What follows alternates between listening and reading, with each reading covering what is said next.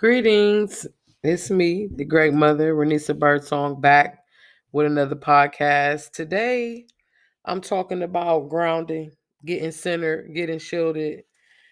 Big requests. Today, I'm fulfilling all my clients' requests about questions, and they wanted me to get a little more metaphysical on here. So, I gotta give them what they asking for. They know me for the deep metaphysics, the deep dark metaphysics. So I'm gonna give them some energy clearing today. First things first, let's talk about getting grounded. I'm having an event this Sunday and every Sunday in the Columbus, Ohio area. Okay. And this Sunday is hosted by Miss Robin Taylor from Columbus, Ohio. We're having it at the Shrum Mound. It used to be called Campbell Mound. It's a very old Adena burial ground. It's for the Native American indigenous people. It's a mound they had. It used to be filled with trees. And we're going there to do a grounding exercise. If you live in Columbus, Ohio, and you listen to these, we'll be at 3141 McKinley Avenue, 43204. And every Sunday, we'll be at a different location. We'll post it ahead of time. We'll be at different locations. But this Sunday, we are kicking it off at the Ancestral Mound and Meditation. Um, so I'm excited about that. I wanted to get that out of there. But let's talk about grounding. A lot of my clients are asking me, how do you stay grounded? How do you do? Or I'm grounded. It's a good technique. So I want to give you some brief techniques on grounding. First, like I said, grounded is being rooted to the earth. It is balance. You can imagine yourself as a tree. Okay, here's the exercise.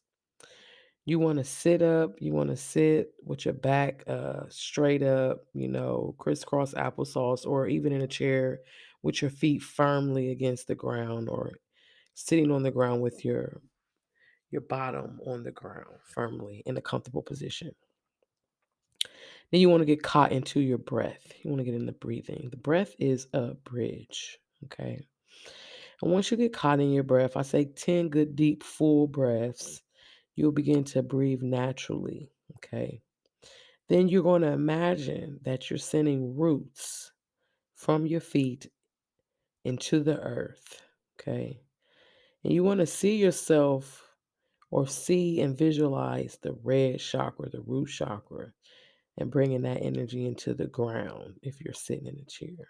Okay.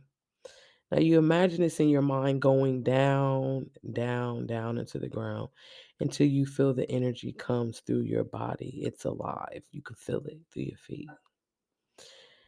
Then you will begin to feel your crown chakra to have like a tense feeling inside of your head a little bit.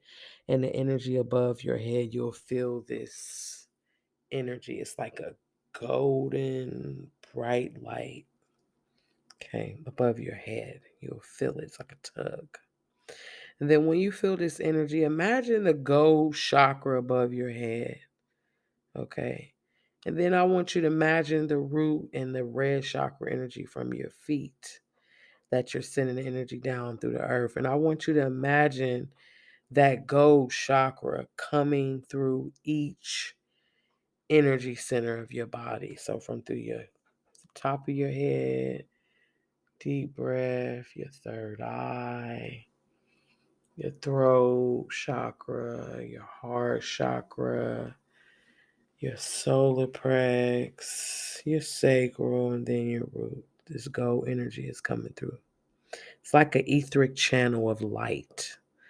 Pull that all the way down. Breathe and allow the breath to pull it down as you go from above to below. Then I want you to meditate when that light get to the root chakra or to those roots in your feet. I just want you to hold that thought and stay there. You may feel your body do a little tug. You have officially grounded. Now you want to get into your centering. Centering is a technique that you're going to have to do more often than you think. I find myself centering a couple times throughout the day just to keep the haters away. Centering is protecting your energy from negative influence. So here's an exercise. Focus on your spinal column, okay? the base of your spine to the nape of your neck. I want you to focus on that area. See it. Breathe that in. Create this bridge with your breath. Imagine the breath going up those areas. See it in your mind.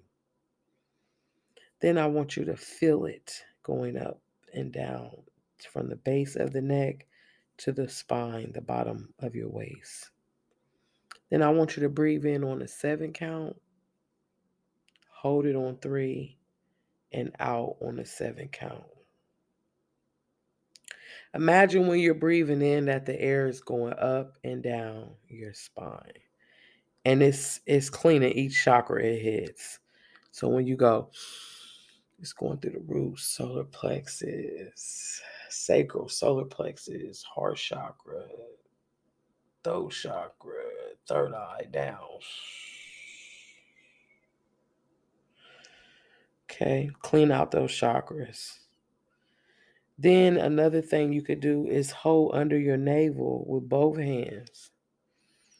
Take 3 deep breaths and pull the energy in from your abdomen and your stomach and focus on your navel. Okay, this helps cut off disturbing energy. It's good for anxiety. Breathing and focusing on your navel. Breathing and focusing on your spinal column. Clenching your body like a deep breath, focusing on your spine, taking a deep breath in. And when you breathe in like that, you hold your kegels and let it go, is another way to center. But my favorite way is to focus on my navel and pull everything down with that. Last but not least, shielding. Shielding is allowing the positive energy in and blocking out the distractions and keeping your own energy in natural grounded flow, of optimum flow. This is like food for your eyes, and sound is of nature, and meditation being guided is like food for the ears. Okay. You can raise your hands and almost feel the energy flow around you. I tell you, people that I teach, take your hands and open them out like you're swimming through the water. You can almost feel the energy flowing around you, and especially if you're empathic and you can feel that energy flowing around you. I want you to do this exercise. Imagine yourself standing in a water fountain or a waterfall. My favorite thing is the waterfall. And when you're standing in that waterfall, begin to breathe, catching the breath. Imagine this waterfall is flowing around you with protection. All the water that's hitting you is rinsing away all things that no longer serves. The stress from your day, all the things that bother you that no one knows. And as this flows around you, it's also creating a protection because can't nobody see you in this waterfall. You just stuck in this position of your divine light and protection. Okay. You can even imagine your deity behind you. Sometimes I'll imagine myself with my afro out and my halo out while I'm just defying gravity, being the goddess, the great mother that I am. I'll go sit at the water, imagine myself in the waterfall, and I imagine myself naked with my afro, my halo, and my deities behind me that I work with, or just my own energy, my own glow, and the elements around me, the sun heating my body, the water flowing over me in protection. I told you, water is a psychic conduit. It is the closest you are going to get to source in this realm is the water. You can imagine this going all over and around you, and you could feel this as a psychic shield. This water can become a bubble of a shield. Okay. Another thing that you could do with this is imagine mirrors on each one of your chakras. Okay, this is really good for vampires when you're dealing with energy vampires. You can imagine a crystal or a mirror is my favorite thing, over each one of your chakras. And when you have this, you want the mirrors to be reflecting out. That way, you're showing them the toxic, nasty, vampiric energy that they are projecting. Okay. What this does is it shuts down a lot of inappropriate spiritual behavior. It is very powerful. Okay. Another way people now in New Age, they wear crystals, but if you do not know what you're doing with them, leave them at the store, because crystals are forms of consciousness, okay? And you don't supposed to be showing everybody your consciousness. You ain't supposed to show everybody what you know.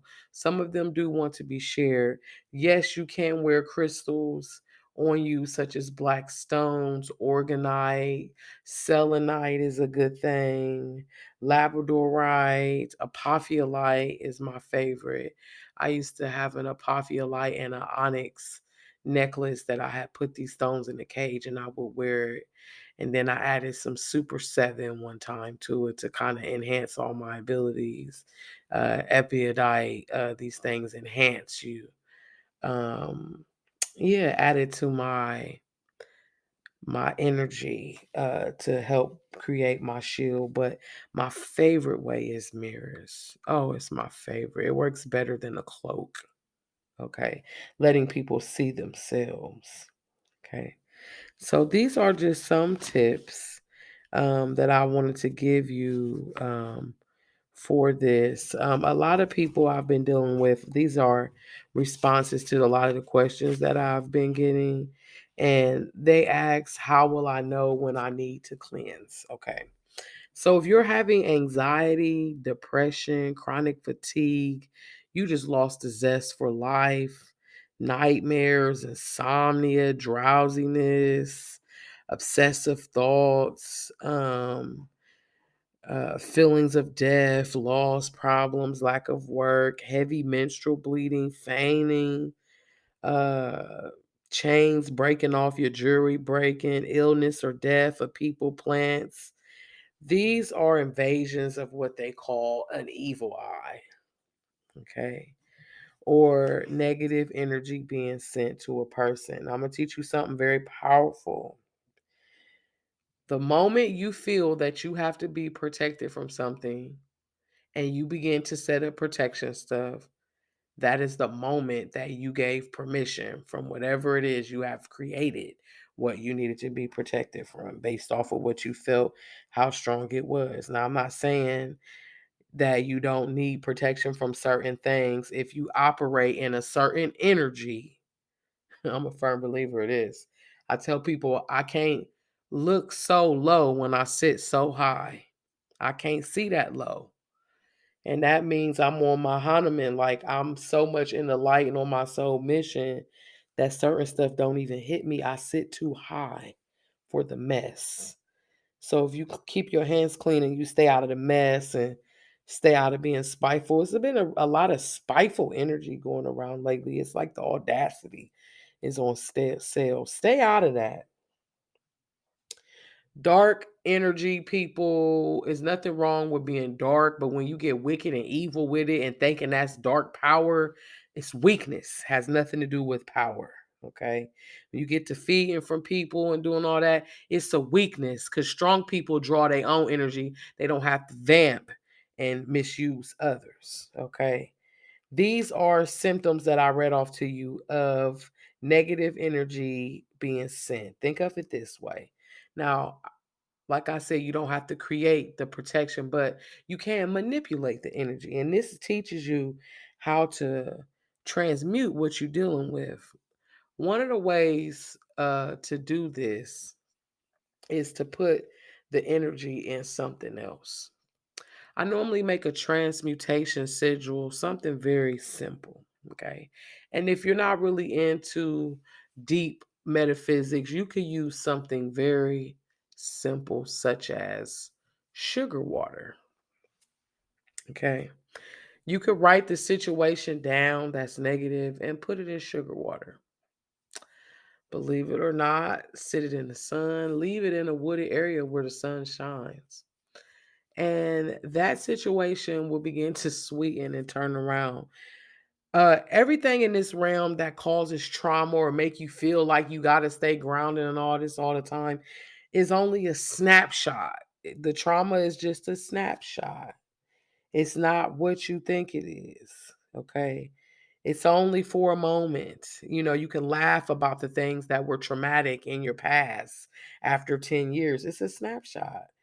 If you guys firmly believe in bathing, something called wahoo, WAHOO, is a herb that you can bathe in. Snapdragon is another thing that you could bathe in. Boil you water like a tea, and you can add those items in uh, and bathe in that, or bathe in hyssop and rue, bathe in salt and bluing balls. Certain scriptures also, if you're Christians, the book of Psalms can help you a lot. For people who are more into metaphysical means, using the herbal baths, sweetening baths, can help you a lot. Also, with clearing, taking coffee baths or baths to alkaline your aura. Okay. So, even egg cleansings can remove negative eye, evil eye, and all of this negative energy, or a simple sweetening jar to change the person's thoughts and feelings about you. Sometimes sugar and a master root or calamus root and sugar goes a long way. If you use cascarilla, you could take cascarilla powder and break it up and blow that in your environment to keep you calm, shielded, and grounded. It is so many ways that I could go into it on here. I'm not going to get into too many ways, but I wanted to give you a brief synopsis of this, how to do this. Another thing I was taught as a child, to remove yourself from negative people, was a comedic chant. Okay. I would say para, like para in my mind. That energy removes negative people in my mind before I go into a room of people I'm not really feeling the vibe, but I got to do business with these people. I would chant that in my head before I go into a room. Pa, like para. Another thing of psychic protection, last but not least, before I get out of here, if you're experiencing depression and just low energy, I want you to imagine a ball of light surrounding your body. I love orange. Okay. Imagine yourself in this ball of orange light. Okay. Some people may imagine a ball, they're going to see pink light because pink is transmuting. They may even see gold or white. But I imagine an orange ball because orange reminds me of bursts of energy when I think of energy. Now, you want to program this light that you're in with your intention and your will. You want to focus on this energy and imagine it every day. Okay. Another reason why I imagine it like orangish yellow, it'd be like orangish yellow, like the sun, because I imagine my solar plexus coming out like a sun inside of me. And then around me, I imagine snakes like cobra heads like around me. I'll be on my Nagini, my Niji energy, my Nagini. And I imagine the serpents around me like a cobra head. And I imagine the energy, the orange energy growing as I breathe. I expand. My solar plexus is expanding. My sacral is expanding to like a warm sun. And I imagine this ball expanding until it covers over my whole body and it's over my head. Okay. And I focus on my serpent of intuition, which is my Arrayus, my mind, until I become one with it. Okay. I'm focusing on that. I'm allowing this heat. If you listen to this, you can feel the heat begin to come in your third eye. It get like this vibe to it. And I get into my I ams, not openly out my mouth, but I get into I am powerful, I'm beautiful, I am loved, I am healing. As I breathe, I expand. My thoughts become things, my words are alive. I am here. All that I have is right now. I get into these thoughts. Turning back is not an option. I get into these mantras. I am devoted to my work. I want to love like I've never been hurt. I get into all of my power. Or even you could do the deities that you work with. I get into my ancestors. I get into all of that energy. I don't walk anymore. They carry me. I get into all of that. I get into praising my inner soul, my inner spirit, speaking to it, asking it to guide me, or send me, or send me. Like I'm talking to my inner power while I'm letting this sun grow. And then as it grows above my head, I'm saying all the things I am. And then I imagine it becoming the light of the world. And I disappear in it. I'm like on fire in the flames. And everything that is not of me is being burnt away. It no longer exists. You exist because I exist. I didn't know that you existed until somebody showed me you. You didn't know I existed until you stumble along me. When you meet these people, they are reflections of yourselves and how you respond to them based on how trained you are from representing yourselves. So get into your chakras, get into your chi, get into your subconscious mind. The imagination is more important than knowledge, okay? Karma is just your soul's way of trying to be whole. Negative energy, people sending it, is a way to teach you how to transmute that energy. It don't always have to have magic sigils. It could be from your mind. The most powerful programming processor is the mind. And when you store this information in the mind, the power of that, oh my, it's phenomenal. It'll make the back of your head buzz. I'm serious. So this audio is about grounding, shielding, basically protecting yourself with the mind. All the tools are fun. But sometimes you in life, in this matrix, you cannot have your tools out all the time. Okay. And you got to know that your mind is very powerful. It's a weapon. And if you know how to appropriately use your mind and direct and conduct energy, we'll be talking about that. I have another audio that I'm going to upload for y'all. It's about that telepathy is real and that energy is real, okay? And that you have to be careful of what you think in the mind because this is the mental plane and thoughts become things, words are alive. And if it don't manifest physically, it's manifesting somewhere else. And you are always manifesting whether you realize this or not, okay? You have to be careful of manifesting and what you're manifesting and what you're saying. I'll also be talking about that in another audio. It's coming soon about the subconscious mind and manifestation. I hope y'all enjoyed this audio. Send me more questions. I'll give you more audio. I love you. You have a wonderful night.